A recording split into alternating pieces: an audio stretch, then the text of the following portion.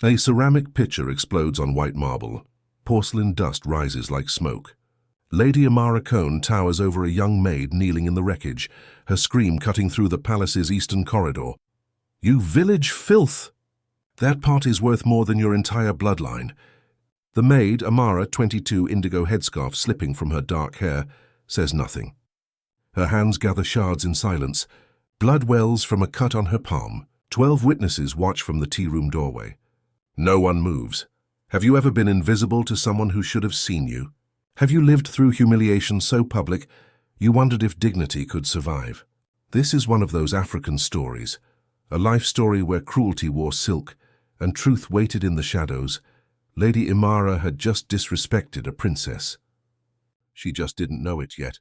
6 months earlier, Amara had arrived at the palace of Zimbara through the Community Service Program, an initiative launched in 2019 under royal decree. 47B, young women from outer villages, worked as palace staff for 12 months, then received funded semesters at the capital's teachers' college. The contract promised dignity. Reality delivered something else. Lady Amara Kone, 48, ruled the palace's eastern wing like borrowed royalty. She'd clawed from fashion merchant to Lord Kone's second wife, proximity to power without the blood. Her gold lion brooch, pinned to every collar, announced ambition louder than any title. In Zimbara, the Silver Seal law granted minor noble status to families serving the crown for 3 consecutive generations. Imara's family had 2, one more, and her daughter Zuri could marry Prince Dalmar, the queen's only son, without whispers. Imara touched that brooch whenever asserting dominance. Amara noticed everything. The maid moved through corridors like water, silent, necessary, invisible. Other staff whispered. Her hands were too soft, her posture too perfect, her Shona dialect too refined. Once, the head housekeeper found her reading constitutional law in the servants' library. Advanced legal texts for a village girl. Amara smiled, folding the indigo headscarf her grandmother had woven. Knowledge doesn't check addresses. She deflected every personal question. Family. Far away. Why palace work over teaching? Humility first. The headscarf, frayed edges. Royal indigo dye she wore like armor. The incident detonated on a Tuesday morning in late spring. Imara hosted private tea for 12 palace socialites, diplomats' wives, merchants, minor nobles. A rehearsal for Zuri's upcoming wedding announcement to Prince Dalmar. The engagement wasn't official. Imara treated it as destiny. Amara served for 45 minutes without error. Oolong tea at 85 degrees Celsius. Honey cakes in geometric patterns. Water glasses refilled before empty. The guests never looked at her face. Then the porcelain teapot, Imara's supposed family heirloom, slipped from Amara's tray and shattered. What actually happened? Zuri stood near the doorway, phone in hand, pretending to text. As Amara passed, Zuri's elbow jutted out, deliberate, subtle. The tray's corner lifted. The pot tilted, slid, exploded on marble. One witness, Kofi, 14, stacking dishes in the corridor. His eyes went wide. A porcelain shard skittered to his feet. Zuri's gaze locked on him, a blade of warning. Kofi's hands shook. He picked up the shard and said nothing. The crash silenced 12 conversations. 12 heads turned. Imara rose slowly, fingers finding her gold lion brooch. "How you clumsy rat." Amara knelt, gathering pieces. "My lady, I'm deeply sorry. You'll what?" Imara's voice sharpened into theatre. "That teapot belonged to my great-grandmother. 3 generations of family history, destroyed because you can't hold a tray." The room held its breath. Amara kept her voice steady. "I will replace it, however long it takes." "With what? Your grandmother's rags?" Imara bent down, ripped the indigo headscarf from Amara's hair and hurled it into the porcelain wreckage. "That's your family's worth."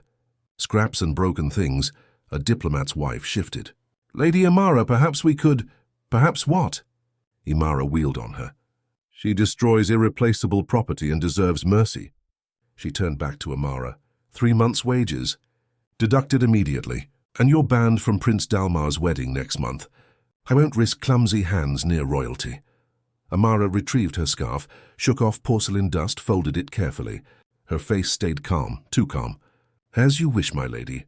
Get out." Amara walked past Kofi in the corridor. He pressed against the wall, throat locked. I saw what Zuri did." The words wouldn't come. Amara paused. Looked at him.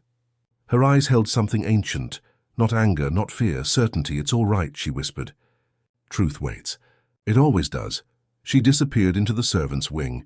Kofi stared at the porcelain shard in his palm, wondering why she'd sounded like someone who'd already read the final chapter. Inside the tea room, Imara returned to her guests, smoothing her collar. "Forgive the disruption. These people need boundaries. Compassion makes them forget their place." She touched her gold lion brooch again, once, twice. The guests murmured agreement.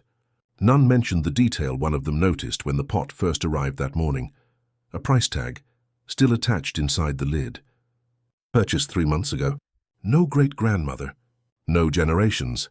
Just a lie, expensive and fragile. These are the touching stories that fill African folklore, real-life stories where cruelty wears silk and truth kneels in broken porcelain, waiting for its moment. Amara's education stipend gone. Her reputation shattered.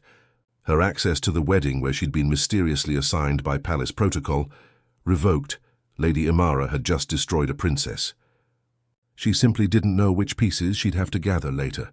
The palace accounting office deducted 3 months' wages the next morning, 1,847 burr. 6 months of savings erased with one signature. Amara's teacher's college semester, scheduled for August 15th, evaporated. She signed the deduction form in steady handwriting and returned to work. The other maids watched her like a scientific curiosity. This girl publicly destroyed, yet moving through duties as if humiliation were weather. Temporary and survivable. "How is she so calm?" whispered Thandiwe, a maid from the western province. "Pride," another replied. "She'll crack." Amara didn't crack. She doubled shifts. 6 days a week in the palace laundry. Lye soap cracking hands, steam turning air to soup. She scrubbed nobles' linens until knuckles bled, saving coins that would take years to rebuild what Lady Amara stole. Imara made sure everyone knew why. The clumsy one, she'd announced when Amara passed, destroyed a family heirloom. Careless hands, careless blood. Zuri escalated 2 weeks later, cornering the head housekeeper. "Mother thinks we should search Amara's quarters." That teapot wasn't the first thing to go missing. The accusation was fiction. The search happened anyway. Palace guards arrived at Amara's room at dawn. 6 by 9 feet, a cot, a trunk, one window facing the Jasmine garden. They tore through her belongings. 3 uniforms, a wooden comb, her grandmother's indigo scarf now mended with gold thread, and books. Constitutional law. Agricultural reform policy. A worn copy of the 1986 Zimbara founding treaties. The lead guard frowned. Why does a maid own legal texts? Amara stood in the doorway, arms crossed. Why does anyone? Literacy isn't restricted by job title. They found no stolen items, no evidence except a young woman who read above her station, but rumors stuck. Other maids locked doors when she passed. Thandiwe stopped sitting with her at meals. Amara ate alone. These are the real-life stories hidden inside palace walls, the touching stories where injustice doesn't announce itself with trumpets, just whispers that corrode reputations one breakfast table at a time. 3 weeks into her exile, she woke before dawn and walked to the Eastern Garden, specifically the Jasmine Grove reserved for the Queen's personal staff. Restricted access. Royal ceremonies only. Amara knelt in the dirt anyway. She pruned dead stems, adjusted irrigation, whispered to buds like prayers. Forgive poor soil. Bloom anyway. Show them roots are stronger than stones. Elder Femi found her there. 68 years old, palace head gardener for 42 years. He'd served 3 monarchs and forgotten nothing. He watched her hands, cracked from lie yet moving with trained precision, and listened to her humming, the Queen's lullaby. Sung only in the inner palace during royal births. Child, he said quietly, where did you learn that song? Amara's hands stilled. My grandmother. Your grandmother's name? Does it matter? She finally looked at him. I'm just a maid who broke a teapot. Femi studied her eyes. Too steady, too old for 22. He said nothing more. But the next morning, a clay jar of shea butter salve appeared by the Jasmine gate. No note, just mercy. Amara found it at dawn, inhaled the calendula scent and smiled for the first time in weeks. The days blurred, laundry before sunrise, kitchen shifts at noon, Jasmine garden at dusk. Femi left tools in convenient places, adjusted her irrigation work, protected her quiet rebellion with silence. Then, 4 weeks after the teapot incident, everything tilted. Amara was crossing the palace archives, shortcut from laundry to servants' wing, when her leather journal slipped from her apron and hit stone with a slap. Kofi, carrying breakfast dishes, saw it fall. "Miss Amara." "You dropped—" He picked it up. His fingers froze, embossed in gold on the cover, a royal seal. Not the standard palace crest used on staff stationery. The inner seal, 3 interlocking circles beneath a crown, reserved exclusively for the Queen's immediate family under Article 7 of Royal Protocol. Kofi had seen this seal exactly twice, on the Queen's personal letters and on Prince Dalmar's military commission. He opened the journal, couldn't help it. The first page, handwritten in elegant script, property of Princess Amara Olabisi, Southern Magistrate Designate. Year of Shadows, Day 1, the words made no sense. Amara wasn't a princess. Amara was a maid. Amara broke teapots and scrubbed laundry and ate alone. He stared at her. His hands shook so hard the journal nearly fell again. She took it gently, no panic in her movements. "Thank you, Kofi. That seal..." His voice cracked. You're the Queen's. I'm someone keeping a promise." Her tone was kind but steel-edged. Some truths arrive on their own schedule. "This one isn't ready. But Lady Amara, she banned you if she knew. She'll know. When the time is right." Amara placed a hand on his shoulder. "Can you carry this secret a little longer?" Kofi's mind spun. The humiliation, the false accusations, the 3 months' wages. If Amara was royalty, every insult Imara hurled was treason. "Why?" he whispered. "Why let them treat you like that?" "Because I needed to see what the people see, feel what they endure," she smiled, sad, ancient. "You can't govern pain you've never tasted." She walked away.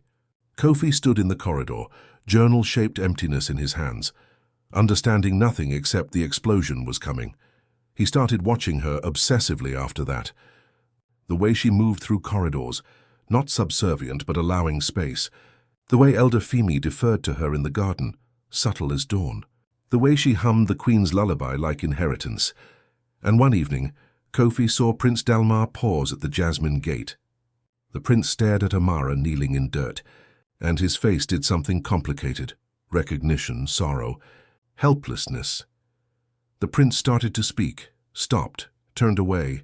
Kofi finally understood. They all knew. The Queen, the prince. Elder Femi, everyone except Imara. Lady Imara, meanwhile, accelerated her victory lap. She commissioned a gold-embroidered wedding guest ledger, 12 pages, silver calligraphy, listing every noble family approved for Prince Dalmar's nuptials scheduled for June 7th. On page 8, a handwritten footnote, per Security Protocol 19F, service staff excluded from ceremonial proceedings. No such protocol existed. She'd invented it that morning. The ledger sat displayed in the main foyer. Every staff member saw it. The message screamed, "Know your place." Amara walked past it every morning for a week. Never stopped. Never touched it. But Elder Femi caught her eyes lingering on the footnote, just a heartbeat, before she continued to the laundry. One evening, he found her in the Jasmine garden after sunset, staring at the western tower where wedding preparations glittered through windows. "Child," Femi sat beside her, "why endure this?" Long silence. Then, "Someone needs to witness what cruelty looks like in silk. Someone needs to remember the names of the erased. And then justice arrives, quietly, with perfect memory." Femi really looked at her. The spine that stayed straight despite exhaustion, the indigo scarf mended with gold thread, the certainty that didn't match her uniform. "Who are you?" he whispered. Amara stood, brushed dirt from her knees. "Right now?" Someone learning that African folklore is full of stories like this. Life stories where the humiliated hold crowns behind their backs, waiting for the right moment to let truth bloom. She walked toward the servants' wing. Behind her, Jasmine released evening scent, sweet, unbreakable, patient as stone. 5 days before the wedding, Prince Dalmar personally requested Amara to arrange the bridal suite's Jasmine displays. The head housekeeper delivered the news with visible confusion. His Highness specifically asked for you, by name. Zuri, overhearing in the corridor, went rigid. She's banned from wedding duties. Mother's orders. His Highness doesn't require Lady Amara's permission. The housekeeper's tone carried an edge sharper than protocol. Amara, report to the West Tower. 1400 hours. Zuri's face flushed crimson. She turned and stormed toward her mother's chambers, heels cracking tile like accusations. Amara simply nodded. I'll bring the white jasmine. It lasts longest indoors. At precisely 2 p.m. on June 2nd, she climbed the West Tower stairs carrying pruning shears and 3 woven baskets of jasmine cuttings. The bridal suite occupied the entire top floor, 12 rooms, silk wallpaper imported from Marrakesh, Carrara marble, floor-to-ceiling windows overlooking the capital's eastern districts. Prince Dalmar stood at the main window, back to the door, 28 years old, trained at the Royal Military Academy of Kampala, shoulders carrying the particular stillness of someone who'd learned to hide storms beneath ceremony. Your Highness. Amara set down her baskets, the jasmine scent filling the room immediately. He didn't turn. Do you remember the summer palace garden? You were 7. You wove jasmine crowns and declared yourself Queen of Forgiveness. Father laughed so hard he cried.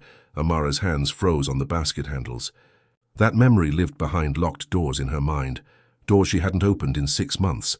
Dalmar finally turned. His eyes were exhausted. Mother ordered me to pretend I don't recognize you. Year of Shadows protocol. But watching Imara call you filth, destroy your stipend, ban you from the ceremony where you're supposed to be honored. His jaw clenched. I'm sorry. I should have broken protocol. You couldn't. Amara began trimming jasmine stems with surgical precision, each cut exactly 45 degrees. The Year of Shadows has one absolute rule. No interference from family, no exceptions under Article 12 of the Royal Education Act of 1994. Even when the law becomes a weapon. Especially then. She arranged stems in a crystal vase, creating a specific pattern. If you defended me, we'd never see what Imara truly believes about people she thinks exist beneath her. We'd never see the rot. Dalmar moved closer, voice dropping to a whisper. She stole 1,847 birr from you, spread theft accusations, banned you from your own brother's wedding, the event where Mother planned to announce your appointment as Chief Magistrate of the Southern Provinces. How much more evidence do you need? Enough that when justice arrives, no one can dismiss it as royal favoritism. Amara positioned 3 jasmine sprigs in interlocking circles, the inner royal seal rendered in white petals. Revolution built on rumors collapses in a season. Revolution built on witness testimony becomes constitutional law. You sound exactly like Father, a sad smile. He taught me that power without accountability is just cruelty with expensive furniture. Dalmar glanced at the door, then stepped closer. Mother wants to reveal your identity tomorrow. During the ceremony, public, irreversible 300 witnesses. I know. Imara banned you from attending. I know that too. So how... Trust the design, brother. Amara stepped back, examining her jasmine arrangement. The 3 interlocking circles glowed white against crystal, unmistakable to anyone who knew the royal seal. Some knots untie themselves if you wait long enough. Some enemies defeat themselves if you give them enough rope in a public stage. Dalmar stared at the floral seal. Understanding bloomed across his face. You're not going to demand entry. You're going to make her invite you back. I won't do anything. Amara picked up her empty baskets. Lady Amara will do it herself. Pride always eats its own tail eventually. She left before he could respond. Behind her, Jasmine perfumed the bridal suite, a bride who would never wear the dress, a wedding that would shatter into reformation. That evening, Kofi found Amara in the servants' kitchen, kneading bread dough for tomorrow's ceremony. He'd carried the journal secret for 10 days, and it was devouring him from the inside. Miss Amara, he whispered, checking the doorway twice. The wedding is tomorrow. If Lady Amara discovers what you really are before the Queen announces it, what if someone tells her? They won't. But what if... Amara dusted flour from her hands, met his eyes. Kofi, you know why jasmine releases its strongest scent at night? He blinked. No, because darkness makes people pay attention. Truth works the same way. She shaped dough into smooth rounds with practiced hands. If I'd announced myself on day 1, "Hello, I'm Princess Amara, be kind to me." Imara would have adjusted her mask, performed compassion, but I stayed in the shadows, and she showed me her real face over and over, in front of witnesses who'll never forget. But she destroyed you. She revealed herself. Those are different countries. Amara placed dough rounds on baking sheets. Tomorrow, 300 people will see what I've seen for 6 months. Not because I accused her, because she accused herself publicly, repeatedly, in front of nobles and diplomats and palace staff, who will testify if anyone questions it. Kofi almost understood. You let her humiliate you. So she'd humiliate herself. I let truth wait for the room that would amplify it the loudest. She slid sheets into the oven, set the timer for 18 minutes. Tomorrow that room will be full of the kingdom's most powerful witnesses, and Imara will stand in the center, holding evidence of her own cruelty. Kofi stared at her, this woman who'd knelt in porcelain shards without crying, who'd endured theft accusations and wage, garnishment and public insults while holding a magistrate. Appointment behind her back. Like a blade she refused to draw until the perfect moment. "You're terrifying," he whispered. "I'm patient." "There's a difference," Amara smiled. "These are the life stories that fill African folklore, the real life stories where the humiliated aren't defeated, just waiting. Where justice doesn't roar, it blooms." At midnight, Elder Femi found Amara in the Jasmine garden, sitting on the stone bench with her indigo scarf folded in her lap. The moon was 3/4 full. The palace slept. He'd suspected for weeks. Tonight he needed confirmation. "Child," he said, sitting beside her, "I need you to tell me the truth. Not riddles, not metaphors. The truth." Amara looked at him. This man who'd left salve for her cracked hands, who'd protected her garden work, who'd bowed to her when he thought no one was watching. "What do you want to know, Elder Femi?" "Your mother. Is she the queen?" Silence stretched between them, filled with jasmine scent and cricket song. Finally, Amara nodded. Once. Definitive. Femi exhaled like he'd been holding his breath for 40 years. "And you're Princess Amara Olabisi, youngest daughter from mother's first marriage before she became queen, half-sister to Prince Dalmar." Her voice stayed steady. "I've been completing the Year of Shadows, Royal Decree 47B, established 1994. 12 months living as common staff to understand governance from the ground up. And tomorrow, Mother announces my return and my appointment as Chief Magistrate of the Southern Provinces. First woman to hold that position in Zimbara's history." Amara's hands tightened on her scarf. "Assuming I'm allowed to attend the ceremony where the announcement is scheduled." Femi's face went pale. "Imara banned you. She banned a princess from a royal wedding. She called you—" He couldn't finish. "Filth. Rat. Clumsy. Village trash." "Yes." Amara's voice held no bitterness, only documentation. "She said my family was worth less than broken porcelain. She stole 6 months of my savings. She tried to destroy my education, and she did all of it in front of witnesses who will remember every word when tomorrow comes." "That's not justice," Femi said quietly. "That's a reckoning. No, justice would have been stopping her 6 months ago." Amara stood, let moonlight catch the gold thread in her scarf.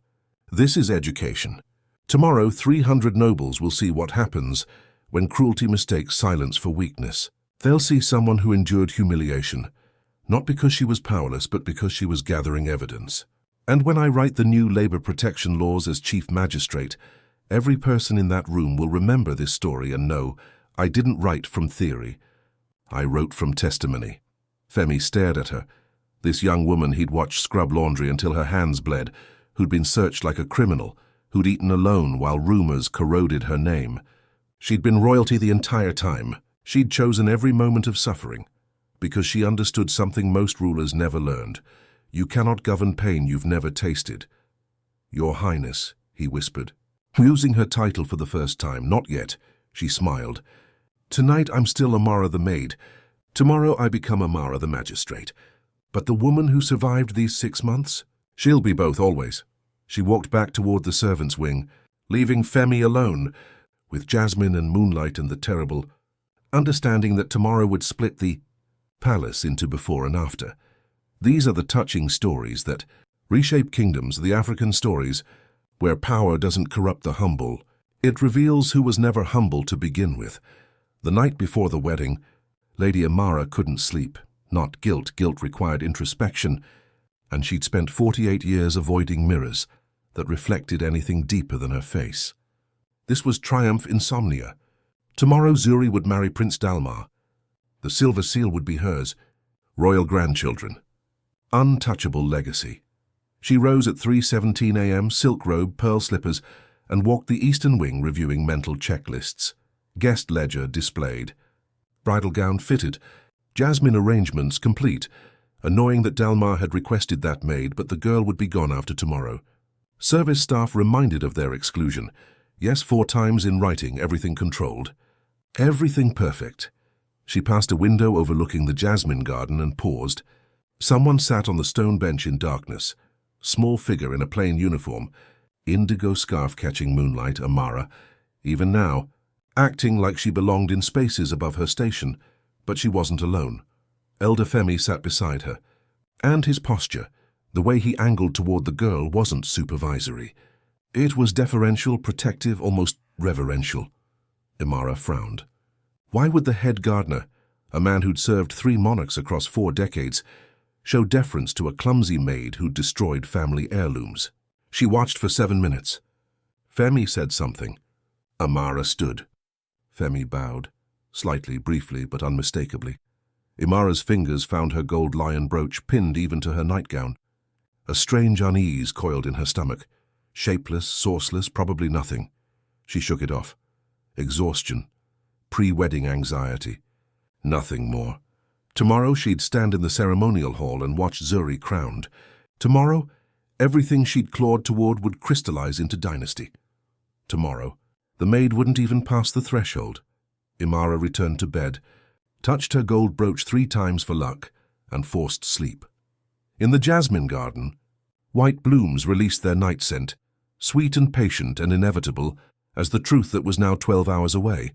The storm had a schedule, and it was never late. The ceremonial hall filled at 9:15 a.m. on June 7th. 300 guests in silk and diamonds, seated beneath vaulted ceilings, painted with Zimbara's founding mythology. Stained glass panels cast colored light, indigo, gold, crimson, white. The air smelled of jasmine and ambition. Lady Amara sat front row right, emerald silk gown, gold lion brooch catching sunlight like a battle flag. Her hands trembled, not nerves, triumph. Today Zuri would marry Prince Dalmar. The silver seal would be hers. Royal grandchildren. Dynasty secured. Zuri stood at the altar in 47,000 burr Brussels lace, seed pearls hand-sewn across the bodice. A silver crown already rested on her head. Protocol dictated crowns came after vows, but Imara had insisted. Let them see what's coming. Prince Dalmar stood opposite in military dress uniform, face carefully blank. His eyes kept drifting towards silk curtains, separating the hall from the preparation corridor, where palace staff waited in shadows. Archbishop Kamau, 71, white vestments, stepped to the altar. Noble families of Zimbara, we gather to... 3 trumpet notes cut him off. The Queen's entrance, 300 people stood as one. Silk rustled like a single organism turning toward the main doors. Queen Amara Olabisi entered, wearing deep indigo robes, not ceremonial gold.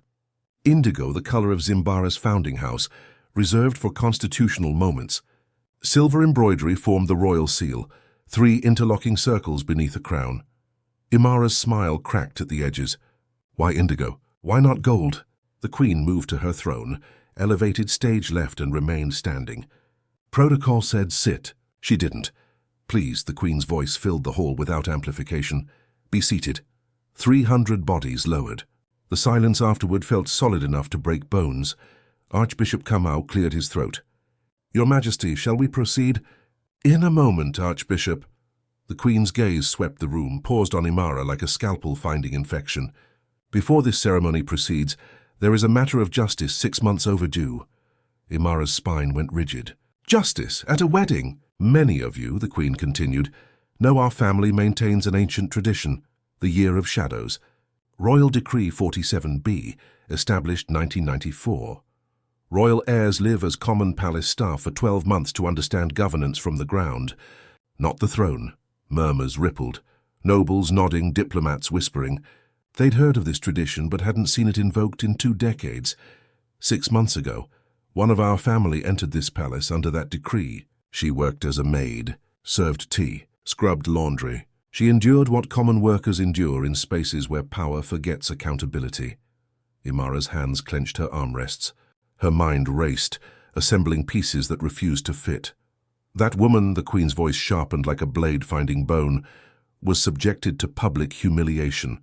False theft accusations, wage garnishment without due process, 1,047 birr stolen under pretense of broken property, and she was banned from attending this ceremony by a guest who confused proximity to royalty with royal authority.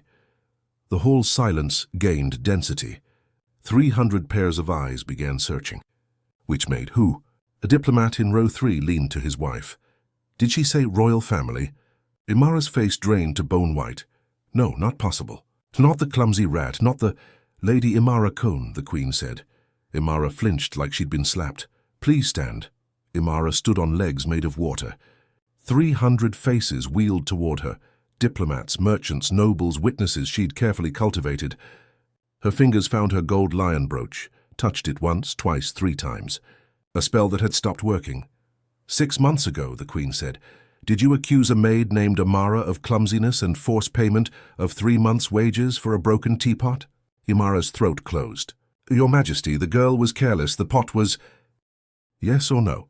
Yes, but did you 14 days later order her quarters searched for theft despite 0 evidence? I was protecting Palace, yes or no? Imara's voice cracked. Yes. Did you ban her from today's ceremony, citing Security Protocol 19F, which does not exist in any palace documentation? Silence. Imara's hands shook so hard the brooch pin dug into her palm. Yes. The Queen let that word hang. A confession witnessed by the kingdom's 300 most powerful citizens, archived in memory like constitutional amendment. Then she smiled. Not cruel, surgical, Princess Amara Olabisi, Chief Magistrate Designate of the Southern Provinces. Please join us. Time shattered. The silk curtains parted. Amara stepped through. Gone was the maid's uniform. She wore a formal indigo gown matching the Queen's, marking her as immediate royal blood. Her grandmother's scarf, mended with gold thread, draped across her shoulders like a magistrate's stole. Hair in long braids decorated with fresh jasmine. She moved like water finding its level, inevitable, calm, unstoppable. The hall erupted, 300 gasps, not polite surprise but visceral shock. A merchant in row 7 dropped his program. A diplomat's wife grabbed her husband's arm, nails digging in. Someone in the back whispered, "That's the maid," and the phrase rippled forward like contagion. Zuri's silver crown tilted as she stumbled backward, heel catching her gown. That's the servant, that's Imara's knees buckled. She caught the pew in front of her, gold lion brooch cutting her palm hard enough to bleed. Her mouth opened. No sound emerged. Amara reached the center of the hall, turned to face the crowd and bowed to her mother, not servant to Queen, but daughter to parent. Your Majesty, the Queen descended from her throne, crossed marble that seemed to ring beneath her feet, and embraced Amara. The whispers exploded into roar, hundreds of private conversations detonating simultaneously. When they separated, the Queen faced the assembly. My daughter has spent 6 months among palace staff. She learned the systems governing their lives. She witnessed abuse of power, theft disguised as discipline, cruelty wearing silk and calling itself nobility. She turned to Imara. Every eye followed. You, Lady Imara, called my daughter filth. You said her family's worth couldn't match a teapot's value. You destroyed her education fund, money she'd legitimately earned. You spread false accusations to isolate her. You banned her from the ceremony where I planned to announce her magistracy. Imara swayed. Her lips formed words. I didn't know, I didn't know, I didn't know. You didn't know, the Queen agreed, voice like ice cracking, because you never asked. You saw a maid and assumed powerlessness. You confused silence with permission. The Queen stepped closer, 2 feet from Imara now, close enough that Imara could see her own reflection in the Queen's eyes. You didn't humiliate a powerless worker. You humiliated the woman who will write labor protection laws for this kingdom. The woman who will reform worker contracts, investigate wage theft, prosecute those who abuse proximity to power.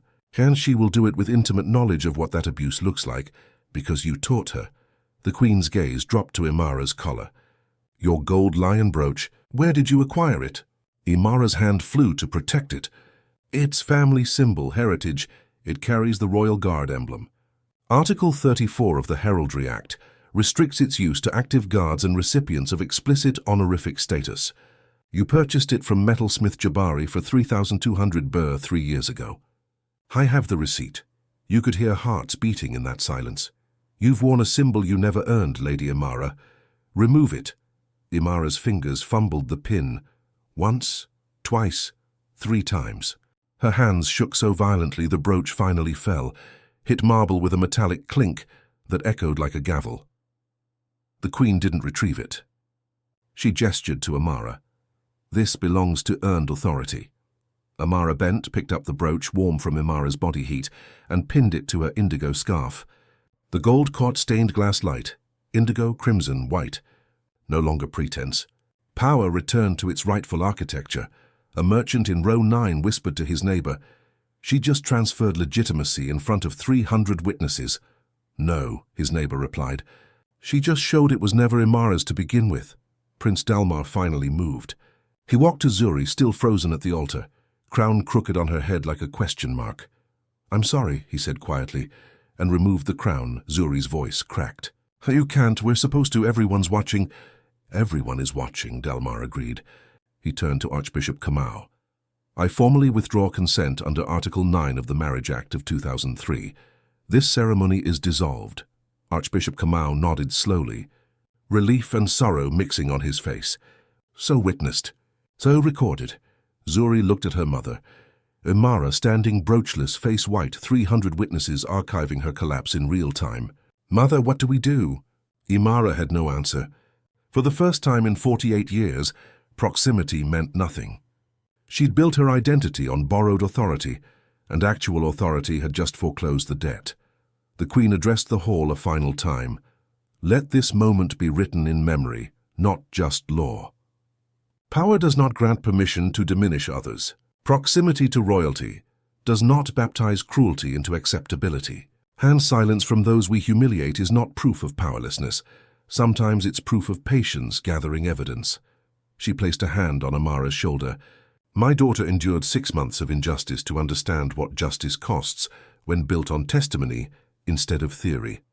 She carries these lessons into her magistracy, where she will draft labor protections, ensuring no worker suffers similar abuse without recourse. Documentation and institutional consequence. The hall absorbed this, not scandal, but constitutional education delivered at the scale of reformation. These are the African stories that reshape governance, the touching stories where real-life stories become legal precedent. This is African folklore made flesh, the maid who was always a magistrate, teaching power that cruelty leaves evidence, even when it thinks no one's recording. Imara finally moved. She took Zuri's hand, the younger woman still clutching her removed crown, and walked toward the exit. Heads down, gold brooch absence burning like a brand. 300 witnesses parted. Silk rustled. No one spoke. Words felt redundant. The door closed behind them with the sound of a chapter ending and a new constitution beginning. Amara stood center hall, indigo scarf glowing in stained glass light, Jasmine perfuming the air around her like evidence, surrounded by nobles and diplomats and merchants who would carry this story into every province, every policy debate. Every moment someone confused proximity with permission, the day a maid became a magistrate, the day cruelty learned it had been kneeling before a princess for 6 months, the day justice bloomed in public, witnessed irreversible and patient as jasmine in poor soil. The ceremonial hall remained full, no one left. The wedding had dissolved, but something larger was being born. Amara stepped forward, away from her mother, toward the space where Imara had stood minutes ago. She faced 300 witnesses still processing shock into understanding. "May I speak?" she asked the Queen. Queen Thandiwe nodded. Amara's voice carried clear as water over stone. "Lady Amara humiliated me, stole my wages, destroyed my reputation. She called me filth while I knelt in broken porcelain. The hall listened, silent as held breath, but I forgive her." Gasps, smaller, confused. A diplomat leaned forward. "Forgive."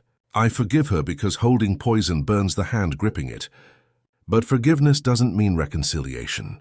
It doesn't mean she returns to this palace as if cruelty were misunderstanding. She turned to the Queen.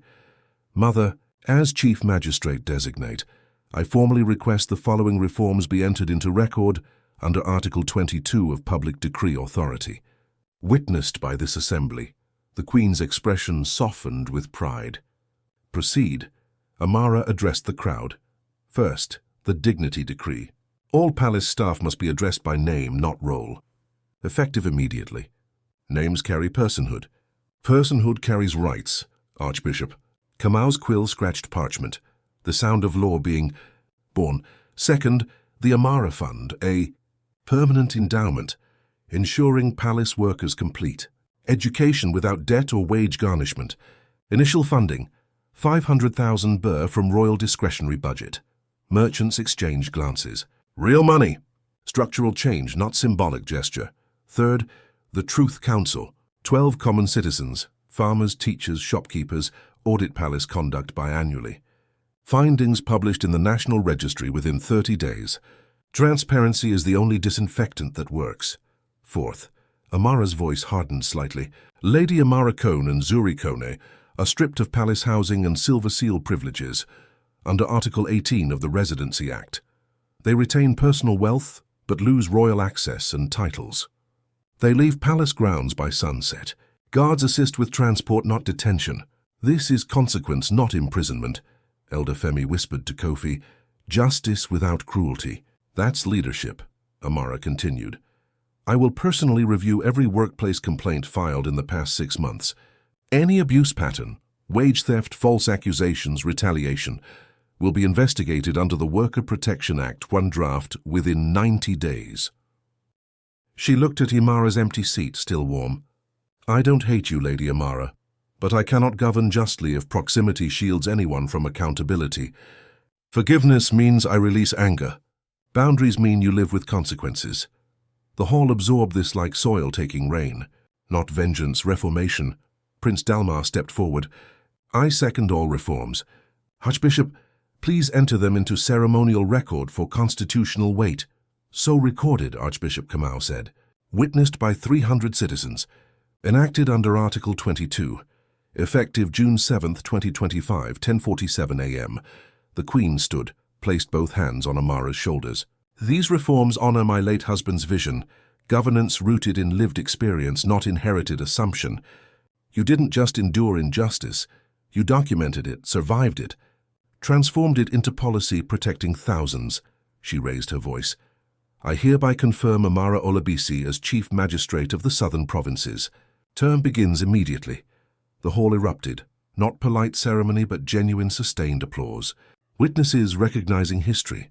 Amara bowed to her mother, to the crowd, to Elder Femi and Kofi in the staff section, people who'd protected her in silence. She touched the gold lion brooch now pinned to her indigo scarf. My grandmother once said, the flower bending in storm stands tallest when sun returns. I bent. I endured. Not from weakness, but to see storms from ground level before teaching others to build shelter. Her voice softened, carrying something ancient. She also taught me that Jasmine blooms at night because darkness teaches patience. And that truth, like faith, doesn't announce itself with trumpets. It arrives quietly, witnessed, and changes everything it touches. These are the touching stories woven into African folklore, the real-life stories where injustice becomes testimony, testimony becomes law, and law becomes mercy with teeth. Where African stories don't just entertain, they reconstruct. The applause returned, deeper, carrying understanding that would travel to every province. Justice doesn't roar. It documents, waits, blooms in public, and when it arrives, it doesn't just punish, it rebuilds the systems that allowed harm to flourish in the first place. 2 years later, Chief Magistrate Amara Olabisi stood in the renovated Southern Province Courthouse. White walls, open windows, a sign above the entrance. Justice begins with listening. Her first case, a seamstress accused of fabric theft by her employer. The woman couldn't afford representation. Amara reviewed evidence in 11 minutes, found the employer's ledgers showed embezzlement, not theft. Case dismissed. Charges reversed. Amara helped the woman stand. You have a name. Use it when you rebuild. In 2 years, Amara processed 847 cases and established legal aid clinics in 14 villages. The Amara Fund graduated 63 workers as teachers, nurses, accountants. Kofi among them, now a court scribe documenting justice for the National Registry, preserving real-life stories for generations. Elder Femi retired at 70. He planted a public jasmine grove in Amara's honor, open every dawn. Visitors tied notes to branches, stories of humiliation survived, storms weathered, dignity reclaimed. Prince Dalmar married a coastal scholar 3 years later. Small ceremony. Amara officiated, wearing her indigo scarf and the gold lion brooch that had traveled from pretender to princess. Lady Imara and Zuri moved to a modest estate outside the capital. Imara sold her jewelry to fund Zuri's art school. Zuri discovered talent for pottery, ironic given the teapot that shattered everything. Creation, she learned, requires humility. 5 years later, Imara wrote Amara a letter. I see now what I refused to see then. You were always worthy. I was blind. Amara never responded. The letter lived in her desk drawer. Evidence that even cruelty could learn when mirrors were held long enough. Forgiveness didn't require reconciliation. Just acknowledgement that boundaries were mercy, not punishment. On the 7th anniversary of the wedding that never happened, Amara stood in the jasmine grove at dawn. She touched a white bloom, whispered her grandmother's prayer. Let me bend without breaking. Let me forgive without forgetting. Let truth bloom when soil is ready. These are the African stories that reshape nations. African folklore made policy, touching stories written into law. Not fairy tales where evil vanishes, but life stories where justice is patient, mercy has teeth, and reformation blooms one case at a time. What would you do if someone dismissed you, then discovered you held power they craved? Have you survived humiliation that taught you strength? Someone in your life needs this story today. Share it. Let them know silence isn't weakness. It's wisdom gathering evidence. Subscribe for stories where the underestimated become unstoppable, where justice doesn't shout, it documents and rebuilds. Next week, the chief who mocked the orphan until the rains refused to fall hit the bell. Truth is patient, but it never forgets to arrive.